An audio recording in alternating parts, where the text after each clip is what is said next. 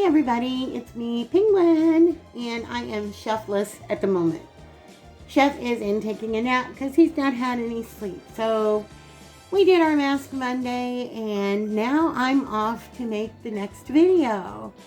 This is going to be a little bit of a, I'm going to be doing it in two parts, but I'm going to combine it into one. We are going to make some butter tarts. Salute to our Canadian friends. We're going to make some Penguin and the Chef butter tarts. The first thing we're going to do is we're going to make the pastry because it has to chill for a little bit. And you can buy the already pre-made tart shells if you want to. But I'm going to make our tart pastry. So that's what we're going to do right now. So let me read off my ingredients to you that I'm going to use for the tart pastry. I have 3 cups of all-purpose flour, a half a teaspoon of baking powder, a half a teaspoon of salt, a half a cup of lard, and a half a cup of unsalted butter. Now, a lot of times they say in recipes to make sure that the lard and the butter is cold.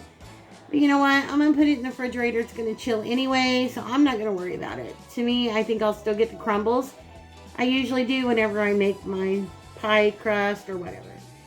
So I'm not going to worry about them. I just got my butter softened, and I've got my shortening. You can use lard if you want. Shortening does the same thing. It's still going to give you a flaky crust. I'm going to need 1 large egg, a teaspoon of white vinegar, a cup of cold water, and a tablespoon of brown sugar. I add just a little bit of brown sugar into my pastry crust. So I noticed a couple of things that I did forget, so I'm going to grab those real quick, and we'll get started. Okay guys, sorry about that. I had to go back and get an egg. So the first thing we're going to do is we're going to start out with putting some flour in our bowl. We're going to want 3 cups of all-purpose flour.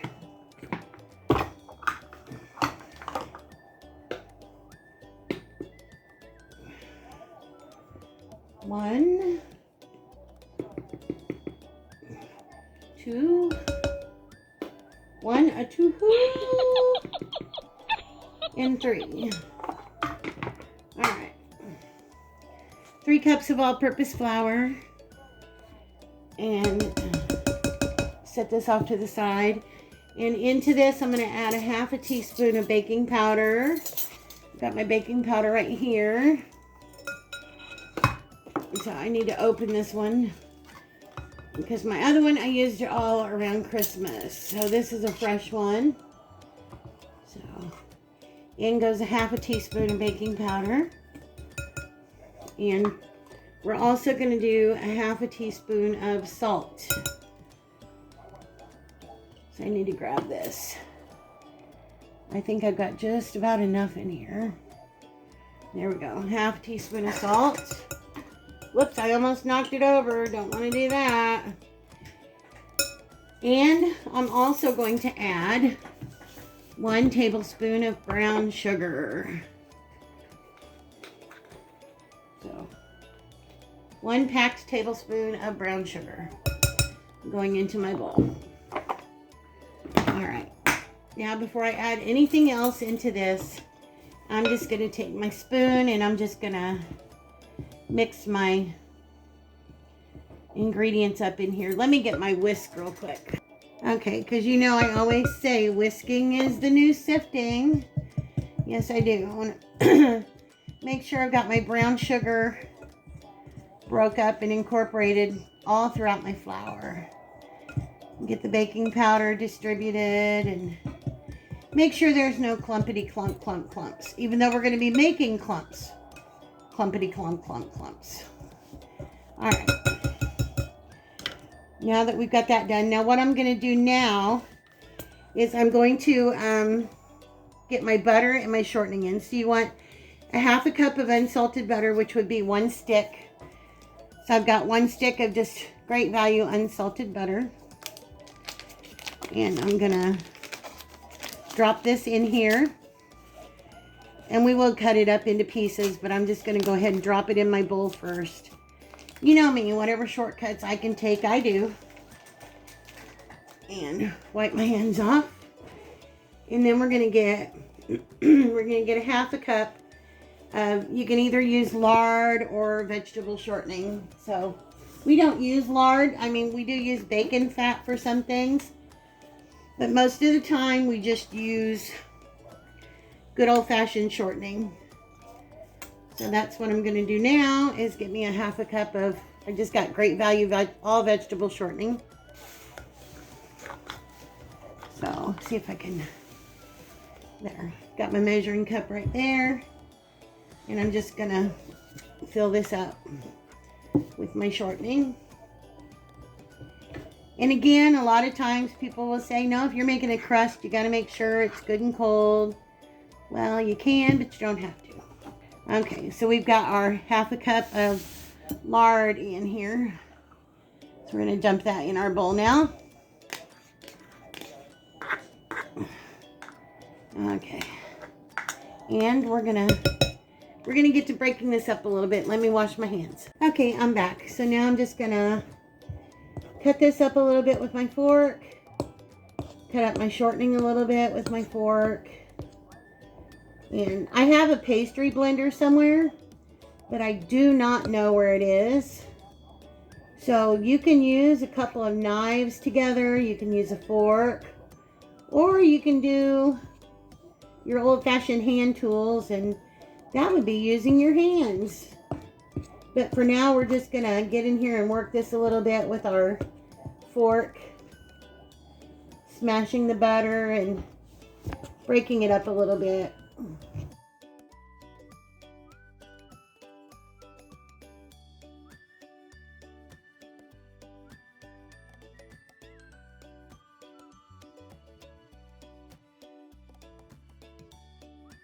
Okay, there we go. I think we're good enough. We've got it in pretty coarse crumbs. So we're gonna set this off for a second. Now, what we want to do is we want to take a 1 cup measuring cup and we want to put in a teaspoon of white vinegar. So we have our white vinegar here. We're just going to put in a teaspoon of that into our measuring cup. And to the white vinegar, we're going to crack in 1 egg. Sorry about that, guys. Didn't mean to get my arm in the way. I'm going to crack in 1 egg. And I'm just going to take my little whisk and I'm just going to whisk the vinegar and the egg together. Just a little bit. I can do it without making a big old mess. Okay, now I'm going to go over and I'm going to put enough cold water in this. Well, actually, I'm going to grab me a cup of cold water. I'm going to get me enough cold water in this to make 1 cup. So let me get the water and I'll be back. Okay, I'm back. I went and got me a cup full of water in my cup that Val Curley sent us. It says, I'm the penguin trapped in a human body. Amen. So I'm just going to take my 1 tablespoon measuring spoon and I'm just going to, because I know if I try to pour it, I'll spill it. I'm just going to add enough water in here to make about 1 cup. 1 cup there, and I'm just gonna give it a little stir. Get those eggs up in there. Just give it a little stir to combine the eggs and the vinegar and the water. Okay. So what I'm going to do now is I just want to add enough liquid to bring this all together. So I'm going to start out with about half. Just going to pour half in there. A little more than half.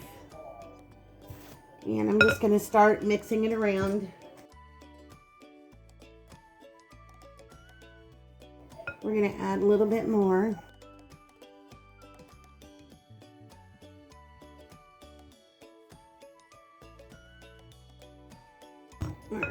Yeah, we're going to go ahead and use it all this time. That should be all that we're going to need for this. If you find that yours is still very dry, you can always add just a little bit more. I would only add like a tablespoon of water at a time. Don't go overboard. It's coming together pretty well now. Okay.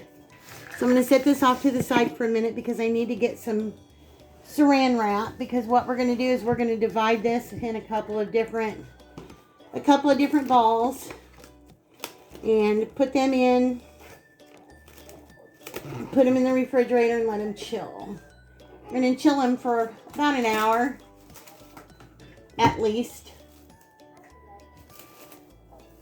So I got my first piece laid out there. What I'm going to do is, my hands are clean. I've already washed my hands.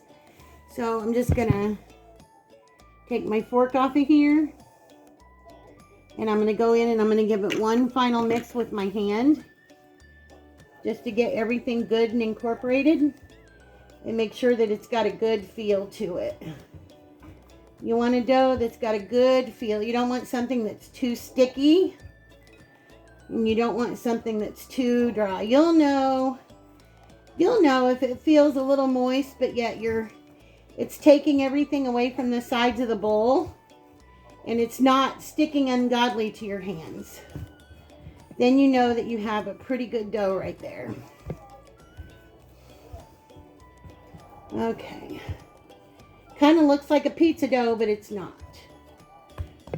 Okay. So if you can see right there, it's pretty much pulled everything away from the side. So I'm just going to take my hand and I'm just going to split it in two. I'm going to take half of it and I'm going to wrap it up. Now, each half should do about 12 tarts. So, I'm just going to wrap this up and we're going to stick it in the refrigerator, and I'm going to do the same thing with this one. After I let them chill for a while, I'm going to bring you guys back and we'll get started on our butter tart filling. So I'll see you guys in a bit. Okay guys, hey, it's me, Penguin, and I'm back, and it is time to roll out our butter tart. Our butter tart pastry. That's what I'm trying to think of. Hang on a minute. Okay, sorry about that, guys. Anyway, we're getting ready to roll out our butter tart pastry that we've had chilling in the fridge. I've got my muffin pan here that I just put a little bit of butter spray in the very bottom. This pan looks like it's been around the block. Me and Chef was talking about this yesterday, and this pan is at least probably 45 years old because my mom used it to bake with it when I was just a little kid. It says came over on the Mayflower. Came over on the Mayflower. Anyway, I've got my 4-inch dough cutter right here. This came out of I have the Pioneer Woman biscuit cutter set. So it's got a lot of different sizes in it for whatever you'd need. Now, Chef likes raisins, which you guys know. So for these butter tarts, I don't have any golden raisins, but I did have some regular raisins. So I'm soaking some. I've got a half a cup of raisins in some very hot tap water right here. Raisins in it. So I'm just going to let them soak for a little bit, probably like 15 or 20 minutes or so. So I'm going to set this off to the side. I'm just going to, hang on, let me grab a spoon. Just don't go anywhere, guys. Okay. And I'm just going to put me a little bit of flour out here on my little paper. And I talked about these at Christmas time, so you guys should know all about these papers. They're not the kind you roll up things in. So here is my dough. Feels good. So I'm just going to lay it here on my flour and press it out a little bit. Lay me out some extra flour. I'm just going to make sure it's coated on both sides of flour. Just like that. Get my rolling pin a little bit of flour. And we're going to roll this out. We want it to be about 1/8 of an inch thick. And we're going to be cutting it into 4-inch rounds. that'll be about the size that will go in our pie tin. Our muffin tin, whatever you want to say. And I got a piece of brown sugar right there that... Clumped? Yeah. I thought I had it all broke up, but that one little piece didn't. That's all right. Christmas with the clumps? Christmas with the clumps, yeah. All right. I think you guys can see what I'm doing here. I hope so. Like I said, about to 1/8 inch thickness. I'm going to use the fluted edge to cut my tart shells out with.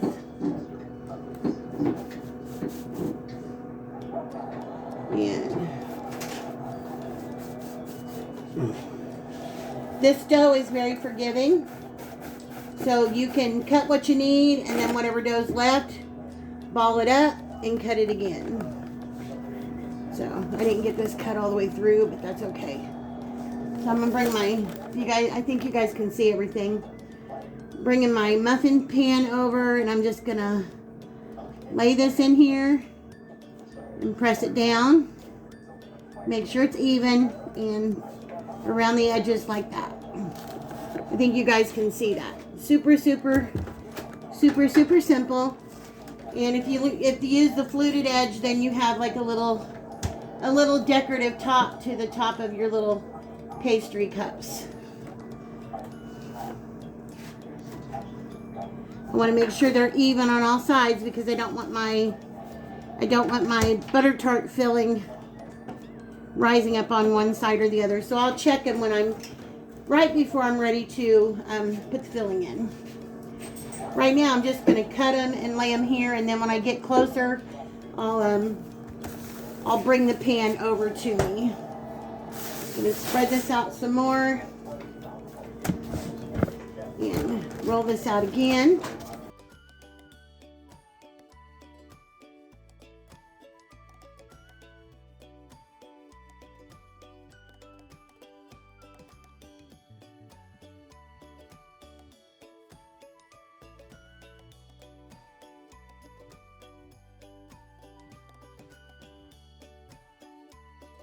Oh, can I tell them my Jeep story now? Yeah, you can tell them your Jeep story. Well, remember we were joking around and arguing about more butter the better between I say it and... That was on your on the apple cinnamon, yeah. And Paula Dean says it, and she does. You know, that's no big deal. Let's just make a joke about it. But in all actuality, about 10 or 15 years ago, a guy sued the Jeep company over the Jeep name. Oh, I remember that. I don't remember the year he was born, but it was 2 or 3 years before they started naming those vehicles Jeep. So he went to court and actually won the case that they stole his name to use as a logo, a name brand for their piece of automobile. Yeah, because his name was Jeep. Yeah, his name was actually Jeep, and he won that in court. I don't know how many millions he got off of it, but he got quite a bit, I know. That's ridiculous. I'm sorry, but so that's ridiculous. So if you have some strange name for your kid, think up something good. Maybe 50 years from now they'll make a car or a hovercraft or something and use his name by mistake without having it checked. Okay, I think we're still gonna get our 12 out of here, even though I haven't rolled them. I'm just gonna have to keep an eye on the dough because I think I got a couple that's a little thicker and a couple that's a little thinner. But if any of them turn out a little overdone, then I'll take the thinner ones. All right, by me.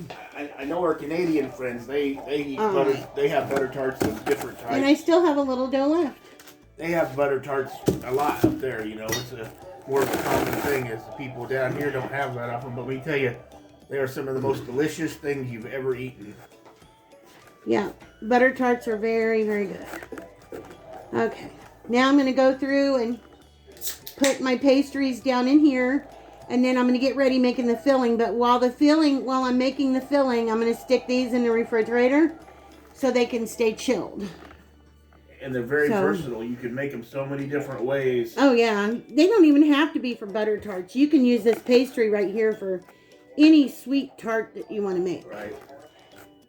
Just I would omit the brown sugar because I I put brown sugar in it specifically because I'm doing butter tarts.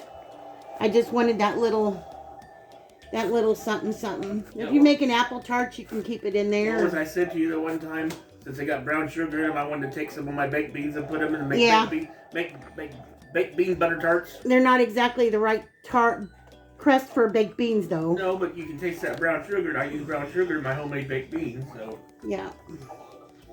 Actually, I didn't know it, but we were looking at some baked bean recipes in England, and real English style baked beans are a lot similar to my homemade baked beans that I make. And while we're talking about that, I always thought a full English breakfast just had little cherry tomatoes or sliced tomatoes. But I was doing some studying. It's actually supposed to be cooked tomatoes, and they have cooked mushrooms that's been cooked in pork or bacon grease, sausage or bacon grease, with a full English breakfast. I didn't know that either. Yeah. So these are all ready to go now. I'm going to take them over and put them in the fridge. When I get back, we'll get started on our filling. Okay, guys, I'm back, and I think we are ready to do our butter tart filling now. So what you're going to need is, like for us, we're going to be using a little bit of raisins. I'm not going to put raisins in all of them. You can do raisins, pecans, walnuts, chocolate chips. Not put raisins in all of them? No. I recommend that if you're using any kind of a nut in the butter tarts, for you to toast them a little bit first. That's what we do with my pecan pie, is I always toast my pecans first. It just gives the pie a better flavor. Sometimes you feel like a nut. Yeah, sometimes you don't. Anyway, I've got light corn syrup. I've got some butter that's softened. My raisins for some of the tarts. I've got some brown sugar. I have an egg right here. And I have some vanilla extract as well as a little bit of butter extract. Plus, I have a little bit of salt. So, let's get to making. I'm going to be using a quarter of a cup of packed brown sugar. And you want to pack it down in there. And I'm just going to give it a little bit, another splash for good measure. Because I always do that. Yes, I do. Okay, quarter of a cup of packed brown sugar. Oop, I lost some out on the table. All right, now I'm going to do my butter. I've got a quarter cup of butter in here. That's just soft. Set that off to the side. Now I want to be using a half a cup of light corn syrup. So I'm going to be spraying this just a little bit with my butter spray. Just helps the corn syrup come out a little easier. So I'm gonna push this over here to the side. Get my corn syrup. Like I said, I want a half a cup of light corn syrup. You can use the dark if you want them to be a little bit more, a little sweeter, a little richer, but we like the light. It's the same thing when you make a pecan pie. Some people use the light, some people use the dark. We like the light corn syrup. And scrape that out of there. And sit that out of my way. All right. Now I'm going to take my egg and crack my egg in here. So easy, you guys. So easy to make. I'm just going to use a little dash of salt. I'd say it's probably 1/8 of a teaspoon of salt. And now I want to do my extracts. I'm going to do a half a teaspoon of vanilla extract and a half a teaspoon of butter extract. And yeah, I think you guys can still see me okay. This is my vanilla extract. Half a teaspoon of that and my butter extract. Doing just a half a teaspoon of butter extract. Oh, I didn't get it filled all the way. There we go. All right. Set that off to the side now. And all we're going to do now is we're just going to mix this. I'm going to get my wooden spoon here. and just mix this with my wooden spoon and get it all combined. I do not recommend using a beater. If you want to use a little manual one for just a little bit because you're worried it's not getting mixed up enough, you can, but I wouldn't recommend it. We don't want to beat a bunch of air into the butter tarts. We're just gonna, that's why we go ahead and soften our butter. You can melt it if you want to. It really doesn't need to be melted. It's gonna melt in the oven. These little speckles in here will just make those butter tarts a little bit better. More butter the better. Here we go again. More butter the better, Chef says. More butter the better. So I'm just going to sit here and... Eat your heart out, Paula Deen. I always, if I have butter pieces that are too big, I just smash them against the side of my bowl to break them up a little bit. Now, I've heard that the dispute between Canadians is, do you want the center of your butter tart to be runny? Or do you want it to be more firm? Like, do you want it to be messy when you bite into it? Or do you want it to hold up when you bite into it? We're kind of like a happy medium. We want it to be a little bit wet, but not what you would consider runny.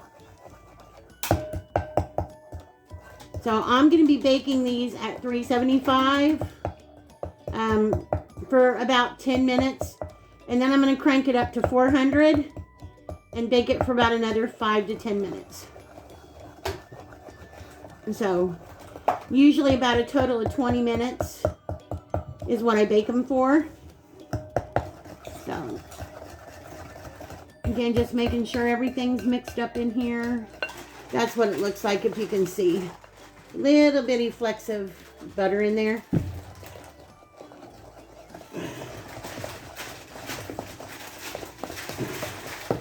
All right, let's set that off to the side and I'm going to get my pan. I'll be right back.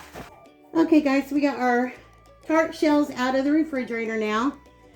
I'm going to bring this over here and... Oh.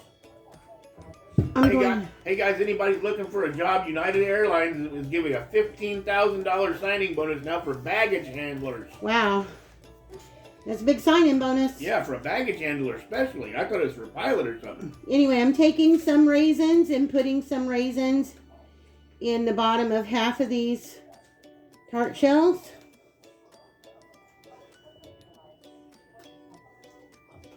Kind of about the same amount in the bottom of each one. The chef likes raisins. Yes, he lots does. of raisins in it. He likes raisins. Alright. Oh, this one needs just a few more raisins. There we go. That's better. And spread these out. Make sure you spread them out evenly. And spread them out evenly. Yeah, you don't want to get all your raisins in one bite and then the next bite not have none. Alright. So I have my little gravy ladle right here. See if I can do this without making too much of a mess.